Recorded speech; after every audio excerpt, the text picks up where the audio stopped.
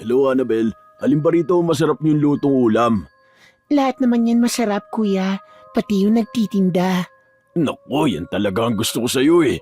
Saka nga pala, pwede ka ba mamaya? Ha? Saan naman? Sinasabi ko na nga ba eh. Kaya ang tagal mong bumili ng ulam dahil nakikipagharutan ka pa sa haliparot na tinderang to.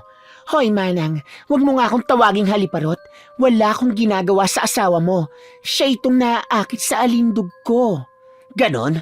Kung kalbuhin kaya kita, buwisit kang haliparot ka, humanda ka sa akin. Hinatak ng babae ang buhok ni Annabel at doon na nagsimula ang gulo. Inawat sila ng mga taong nandun sa pangyayari at pinaghiwalay. Madalas na napapaaway ang haliparot na tindera dahil sa pakikipaglandian nito sa mga kalalakihan. Ilang beses na rin itong pinagsabihan ng kanyang tiyahin na huwag nang gagawa ng bagay na magdudulot ng problema. Nadadamay kasi ang negosyo nito. Ano ka ba naman, Annabel? Ilang beses na kitang pinagsabihan, di ba? Halos araw-araw ka na lang nakikipag-away. Kung hindi sa mga customer, sa mga kapwa mo namang tindera. Wala namang ginagawang kasalanan ng kaibigan ko, pero sinugod siya ng manang na yon. Isa ka pa. Wala kang ibang ginawa kundi konsintihin ang kaibigan mo. Bahala na nga kayong dalawa. Pero Tia Isabel, totoo naman ang sinasabi ni Girlie eh. Sadyang selosa lang yung matabang manang na yon. Akala niya naman papatusin ko yung tsaka niyang asawa. Tumigil ka na. Bumalik ka na sa pagtitinda mo at ayusin mo ang trabaho mo. Bulyaw pa ng tiyahin ni Annabel at tinikom na lamang nito ang kanyang bibig. Nagtungo na lang ito sa karinderya at muling nagtinda. Pagdating nila roon ng kaibigan, narinig nila ang mga bulungan ng kapwa nila mga tindera na nagtitinda naman ng mga prutas at tinapay sa bakery. Batid niya na siya ang pinag-uusapan ng mga ito, kaya naman lumapit siya rito.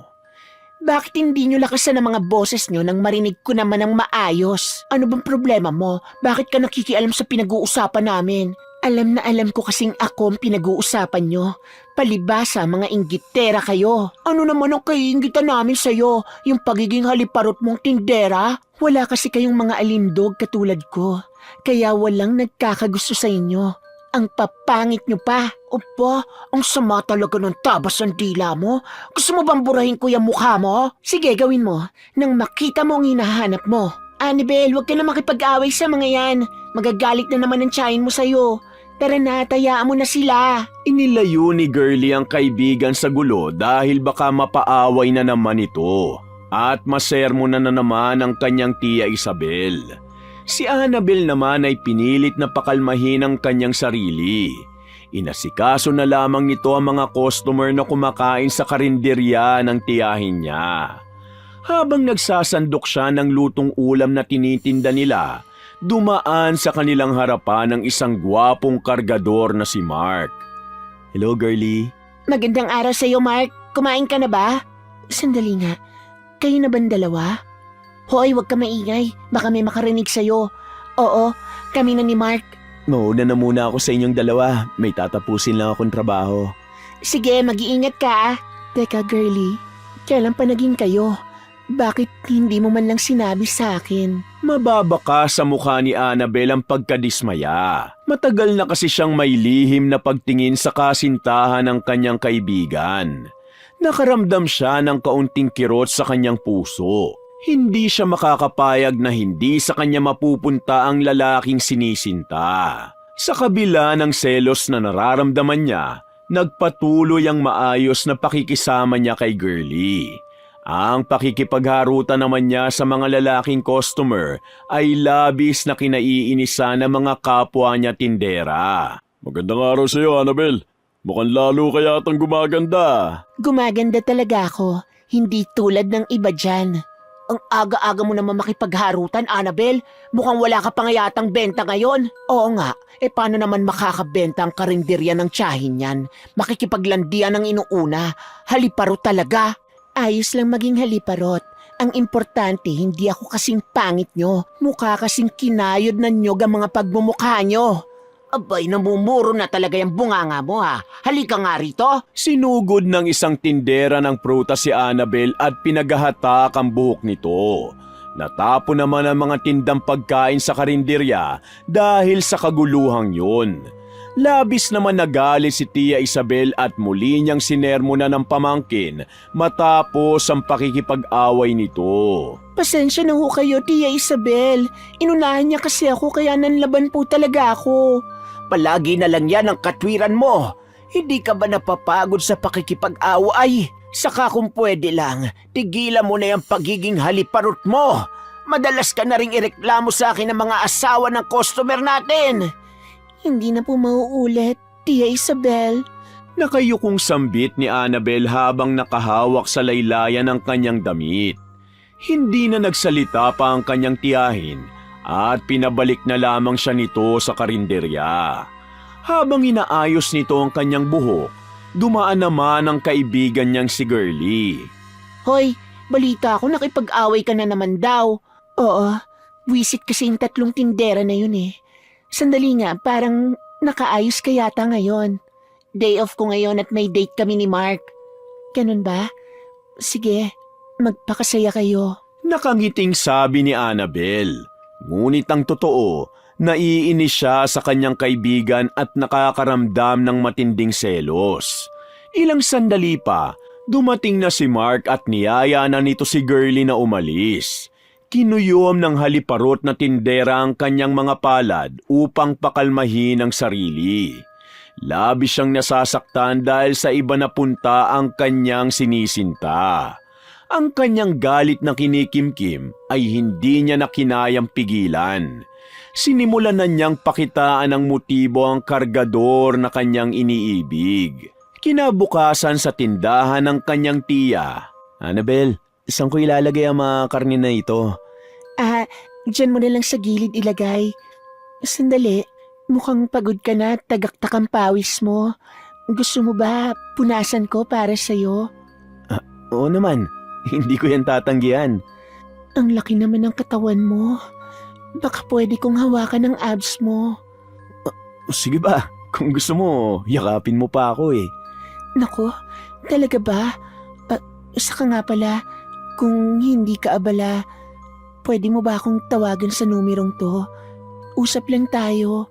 Wala kasi akong kakwentuhan bago matulog eh. Sige, tatawagan kita.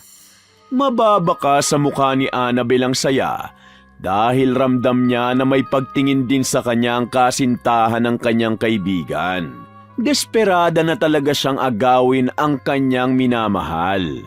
Nang tuluyan na silang magkamabutihan, nauwi na ito sa isang malalim na relasyon. Hanggang isang araw, nalaman ni Girlie sa katabing pwesto ang ginawang pangaagaw ng haliparot na tindera sa kanyang lalaking iniibig. Ubusin mo na ang natirang tindang ulam namin, kuya ha. May libreng kiss ka pa sa akin. Totoo ba talaga yan? O sige, ubusin ko ang mga yan! Hoy! Haliparot na tindera! Ano yon? Pakiulit mo nga sinabi mo sa akin, girlie. Bakit? Hindi mo narinig? O baka nagbibingi-bingihan ka lang? Ano bang problema mo? May ginawa ba ako sa'yo?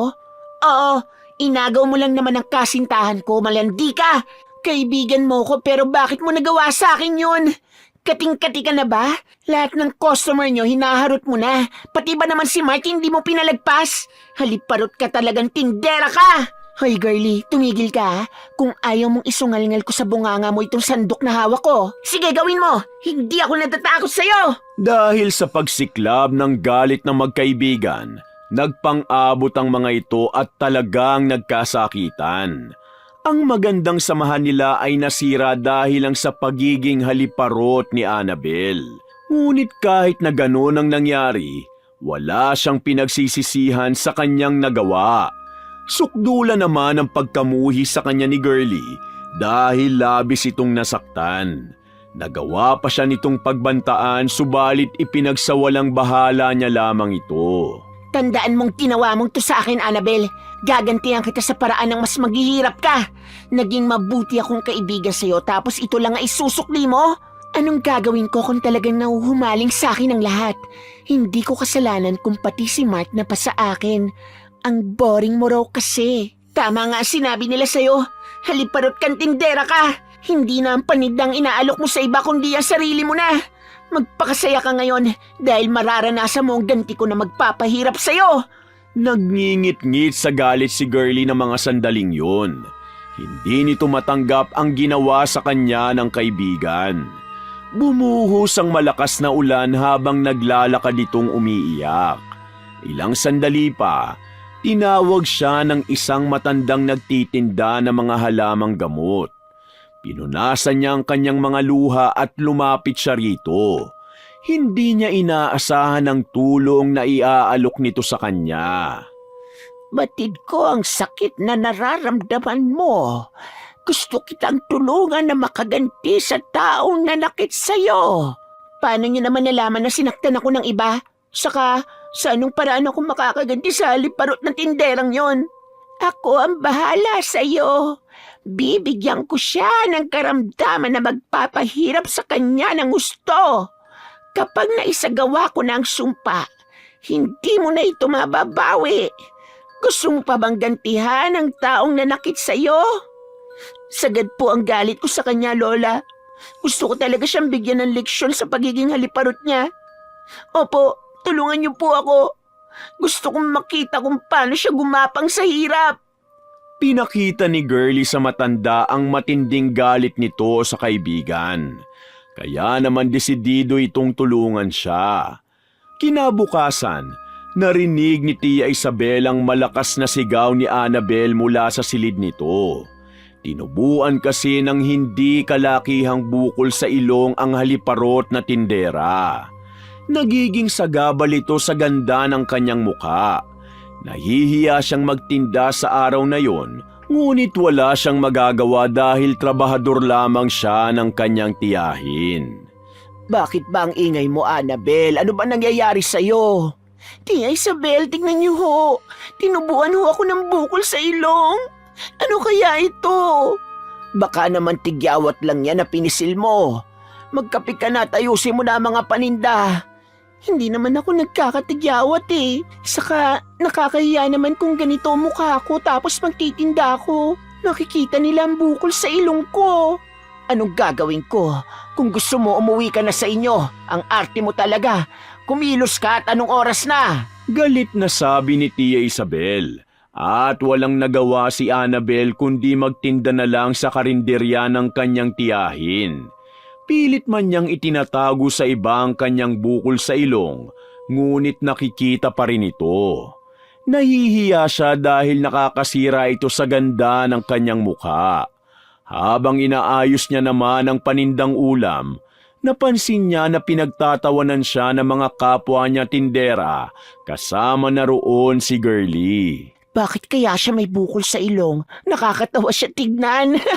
Tignan natin kung makakapangharot pa siya ng mga kalalakihan. Pinag-uusapan niyo na naman ba ako? Wala talaga kayong magawa kundi pakialaman ng buhay ng iba. Kesa naman sa'yo, hinaharot ang pagmamay-ari na ng iba. Aba, nakipagsani puwersa ka na pala sa mga yan.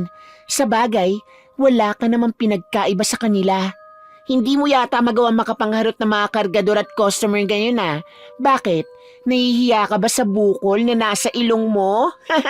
Nagtawa na ng mga kapwa tindera ni Annabel kasama na ang kanyang matalik na kaibigan noon.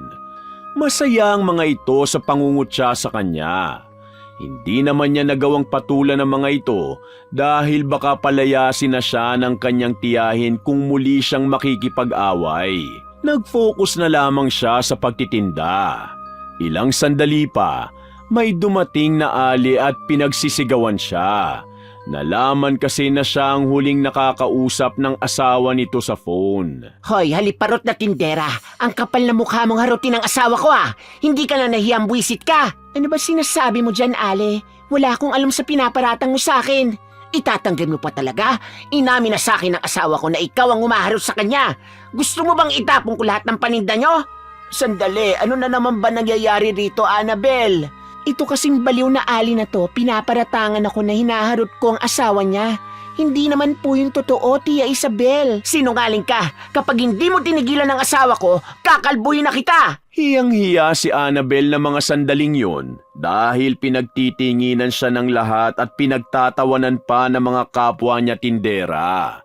Subalit hindi niya inamin ang ginawang pakikipagharutan sa kanyang customer. Natutuwa naman ang kaibigan niya na nakikita siyang sinisigawan ng kanyang tiyahin. Sa kabila ng kanyang ginagawa, nakukuha pa rin niyang magmakaawa dahil ayaw niyang bumalik sa kanilang probinsya. Wala pang nakukuhang ibang trabahador ang Tia Isabel niya, kaya hindi siya nito nagagawang paalisin. Ilang sandali pa, lumapit sa kanya si Girlie at tinaasan siya nito ng kilay. Grabe na talaga ang pagiging haliparot mo. Hindi ka na nakontento kay Mark. Hinarot mo pati yung asawa ng aling yon. Itika mo nga yung bibig mo kung ayaw mong malintikan ka sa akin. Unti-unti mong mararamdaman ang galit ko sa'yo, Annabel. Humanda ka dahil magsisimula ng paghihirap mo. Wisit ka talaga. Humawak ng sandok si Annabel para sana ibato sa mukha ni Girlie. Ngunit hindi niya ito nagawa.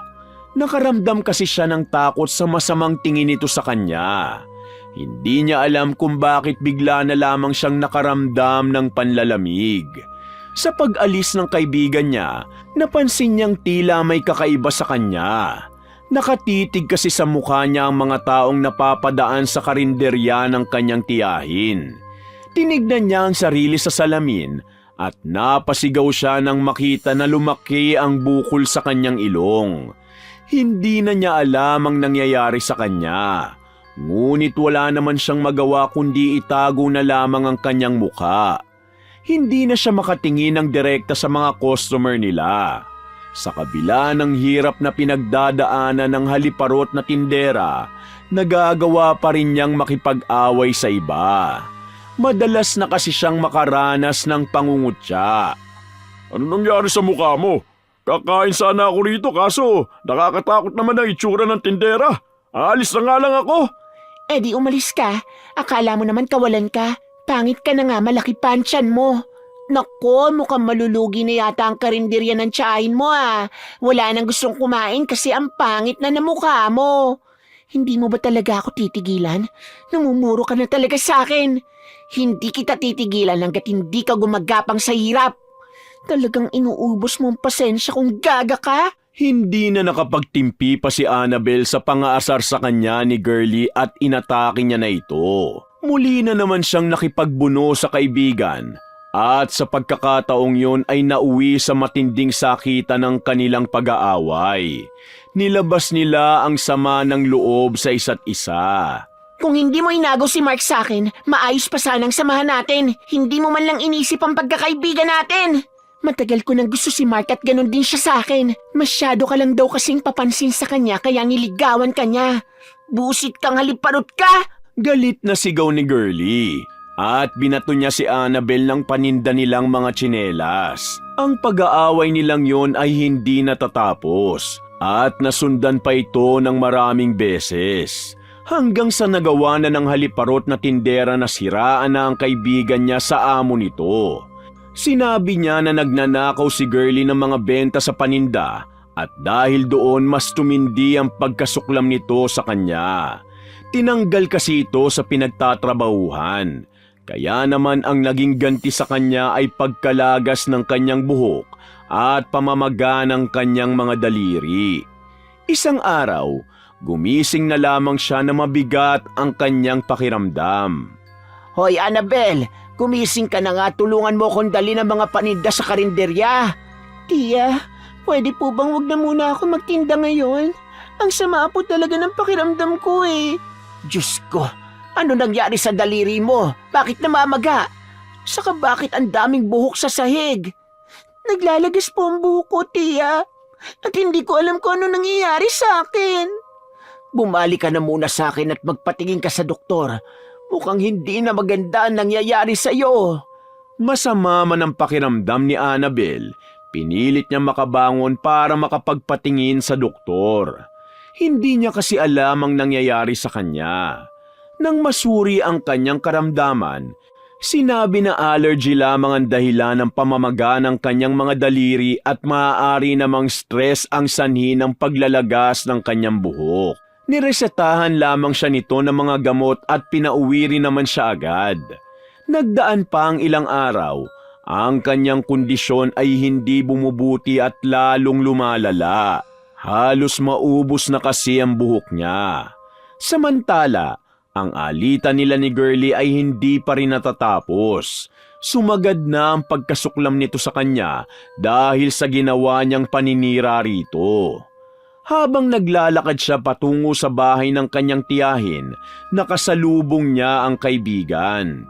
Ang dami-dami kong makakasalubong sa daan, bakit ang haliparot na tindera pang ito?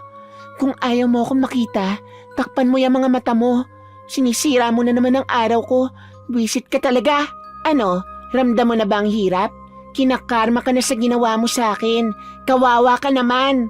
Hindi na lamang binigyang pansin ni Annabel ang panunukso sa kanya ni Girlie at nagpasya na lang siyang iwasan ito. Wala kasi siyang lakas ng mga sandaling yon para labanan ang kaibigan. Umuwi siya sa bahay ng tiyahin na umiiyak at masama ang loob. Nahihirapan na kasi siya sa kanyang karamdaman. Nakaramdam naman ng awa ang tiya Isabel niya at sinabi nito na subukan niyang magpatingin sa isang albularyo. Bakit ka umiiyak? May nakaaway ka na naman ba? Nahihirapan na ho kasi ako sa kondisyon ko. Nilalait na po ako ng iba at pinandidirian ng mukha ko. Bakit hindi mo subukan magpatingin sa albularyo? May kilala akong manggagamot na maaaring makatulong sa'yo. Bakit albularyo? Anong kinalaman nun sa kondisyon ko? Kakaiba kasi ang karamdaman mo, Annabel. Sa tingin ko, hindi doktor ang makakatulong sa'yo. Napaisip ng malalim si Annabel sa suwestyon ng kanyang tiyahin. Susubukan na sana niyang magpatingin sa albularyo, ngunit sa mismong kaibigan na niya nalaman ang pambabarang na ginawa sa kanya. Nang minsan marinig niya ang pinag-uusapan ng mga kapwa niya tindera. Nasabi ng mga ito na nakipagkasundo raw si Girlie sa isang matandang mambabarang para saktan siya. Nakaramdam ng matinding galit ang haliparot na tindera at dahil doon, sinugod niya ito sa bagong pinagtatrabahuhan nito. Hoy, Girlie, totoo ba na pinabarang mo ko? Hayop ka talagang babae ka! At saan mo naman niya nalaman? Malayo na nga ako sa'yo Talagang sinundan mo pa ako rito? Ang dami mong sinasabi. Sagutin mo na lang ang tanong ko. Ikaw ba talaga may kagagawa ng lahat ng nangyayari sa akin? Oo, ako nga nasa likod ng pagkakaroon mo ng karamdaman. Natutuwa ako na nakikita kitang nahihirapan. Mas masahol ka pa pala sa inaasahan kung demonyo ka. Alisin mo ang sumpa kung ayaw mong malagot sa akin. At sinong tinakot mo? Hindi mo ako masisindak sa ganyang atake mo. Maghihirap ka hanggang sa huling hininga mo.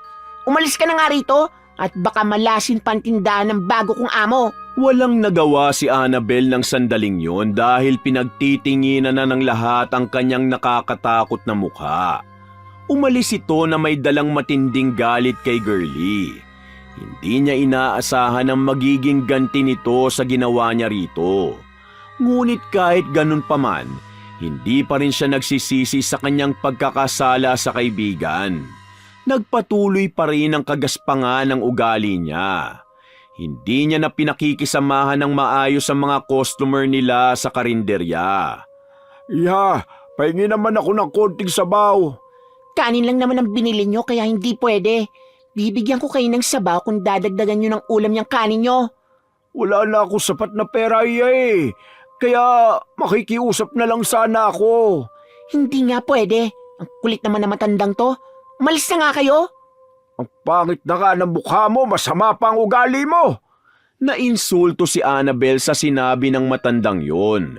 Kaya naman kumuha siya ng tubig para sana sabuyan ito. Subalit nakita niya si Mark na matagal nang hindi nagpapakita sa kanya mula nang magkaroon siya ng karamdaman. Iniwan niya ang karinderya at hinabol ang kanyang sinisinta. Mark, bakit ngayon ka na lang ulit nagpunta rito? Annabel, ganyan na pala kalala ang mukha mo. Nakakatakot ka na. Ano? Ang tagal mong hindi nagpakita sa akin tapos yun lang ang sasabihin mo? Bakit? Nagustuhan mo lang ba ako dahil sa magandang mukha ko? Ano pa ba sa tingin mo? Lumayo ka nga sa akin. Baka kung ano pang isipin ng iba Wisit ka, walang hiya ka. Matapos kong ibigay ang katawan ko sa'yo, ito lang ang gagawin mo sa akin? Ikaw ang nangharot sa akin kaya kasalanan mo yan.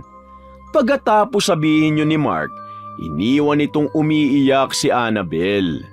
Hindi matanggap ng haliparot na tindera ang ginawang pangiiwan sa kanya ng lalaking sinisinta.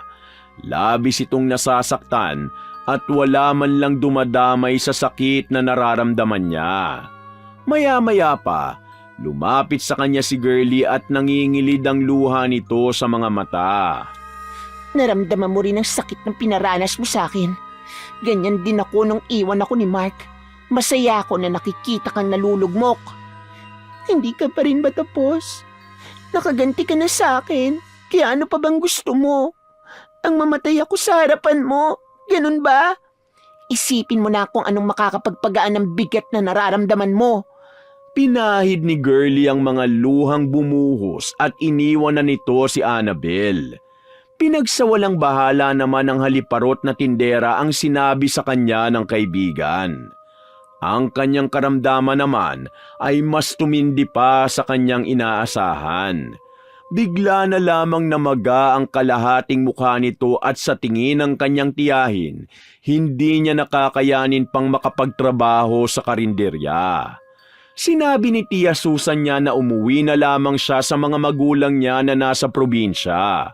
Ngunit agad niya itong tinutulan. Huwag mo nang ipilit na makakapagtrabaho ka pa sa karinderya ko, Annabel. Hindi na nagiging mabuti ang kalagayan mo. Naapektuhan na rin pati ang negosyo ko. Umuwi ka na lang sa inyo at dadagdagan ko na lang ang ipapasahod ko sa iyo ngayon. Pero tiya, ayoko po talagang bumalik sa amin. Sasaktan na naman ako ng tatay ko kapag nandun ako. Nakikiusap po ako. Bigyan niyo pa po ako ng pagkakataon. Sisikapin kong gumaling. O sige, bibigyan kita ng 1 buwan na palugit ha. Kapag hindi pa naging maayos ang lagay mo, pasensyahan na lang tayo, Annabel. Kasalanan mo rin kasi kung bakit nangyayari yan sa'yo. Maraming salamat ho at pasensya na talaga, tiya. Magpapagaling po talaga ako. Sa gitna ng matinding kalungkutan ni Annabel, doon niya naramdaman ang kanyang pagsisisi. Hindi na niya kinaya ang hirap na kanyang dinadala. Naisip niya ang masayang samahan nila noon ni Girlie, na kung hindi niya sana sinakta ng damdamin nito, wala sana siyang karamdaman na nagpapahirap sa kanya ngayon. Nangihina man ang katawan, lakas loob itong nagtungo sa kaibigan para humingi na ng kapatawaran. Anong kailangan mo? Kung titignan mo lang ako, umalis ka na. Girlie, ang totoo niyan, naparito ako para humingi ng kapatawaran mo. Nagsisisi na ako sa nagawa kong pananakit sa'yo. Sinayang ko ang magandang samahan natin at hindi ko binigyang halaga ang kabaitan mo sa akin. Ang sama-sama ako dahil naging makasarili ako. Mabuti naman nagsisi ka rin, Annabel. Sobrang sakit ang ginawa mo sa akin. Tumagos sa puso ko at nanood sa buto ang pagkasuklam ko sa'yo. Nakagawa ko ng kasamaan dahil sa matinding galit ko. Pero pinagsisisihan ko na rin ang nagawa kong pananakit. Pinapatawad na kita. Maraming salamat, Girlie.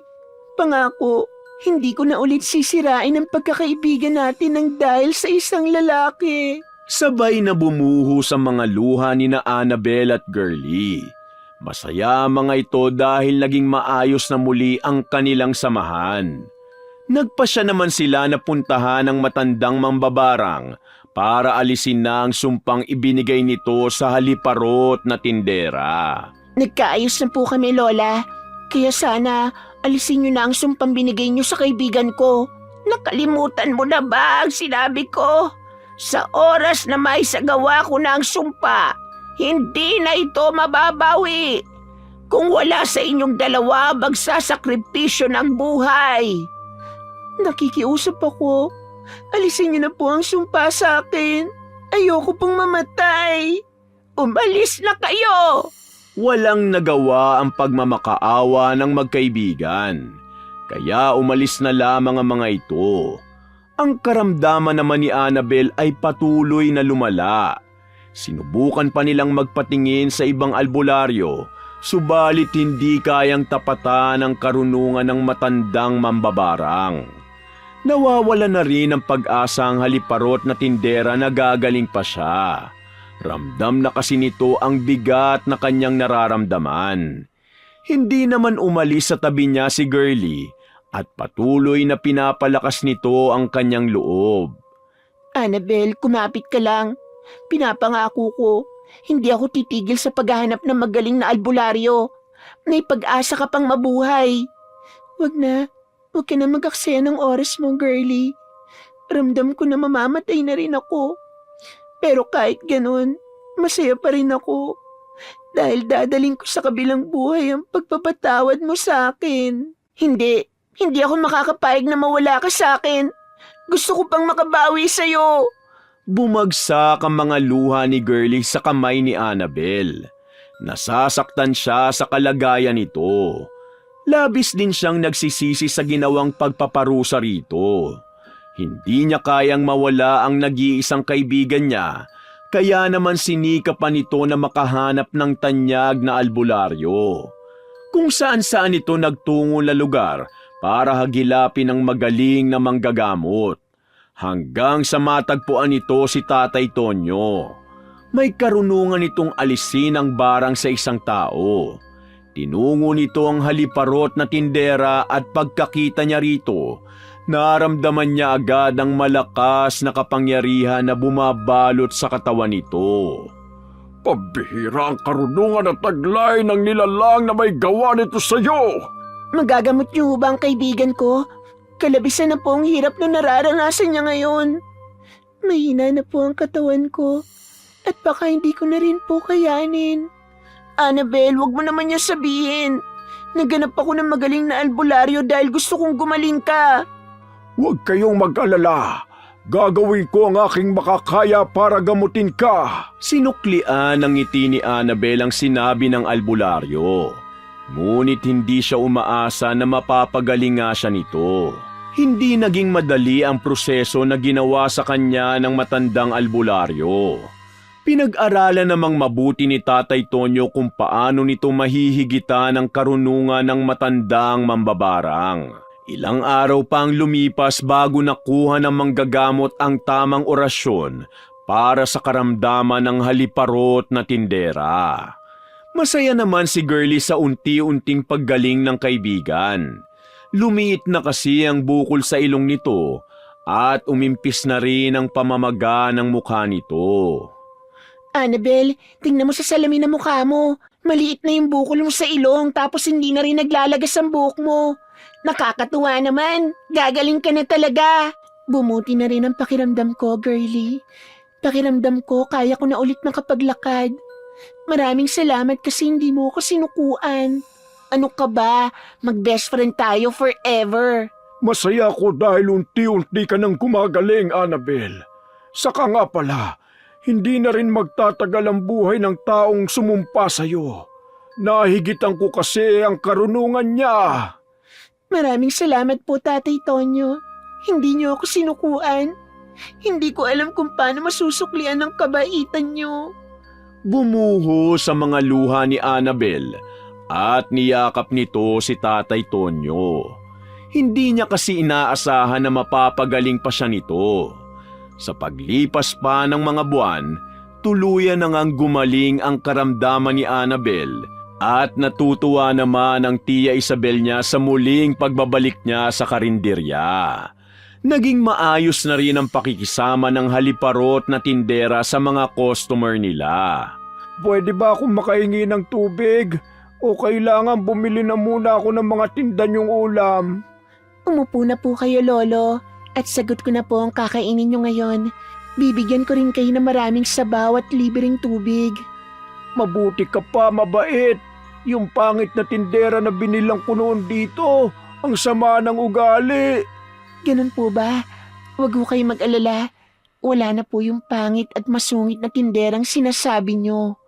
Masayang inasikaso ni Annabel ang noong matandang customer na sinungitan niya. Natutuwa na rin sa kanya ang kapwa mga tindera. Natutunan niya na kasi na makisama sa mga ito. Samantala, ang pagkakaibigan nila ni Girlie ay nanatiling matatag. Nalaman din nila na may ibang karelasyon si Mark bukod sa kanila at pinagsabay-sabay sila nito. Ang isa nga ay nabuntis pa. Hoy, nabalitaan nyo ba? Nabuntis ni Mark yung tindera ng accessories ng mga cellphone. Talaga? Ang hayop na yun, manloloko talaga. Dapat binibigyan ng leksyon ng lalaking yun eh. Hayaan na nga natin siya. Magtinda na lang tayo at baka masermonan pa tayo ng mga amo natin. Nagtawanan ng mga kapwa tindera ni Annabel sa kanyang sinabi. Madalas niya na ring nakakausap ang mga ito, kaya naman naging masaya na ang buhay nito at nagpatuloy sa pagiging mabuting tao. Wakas!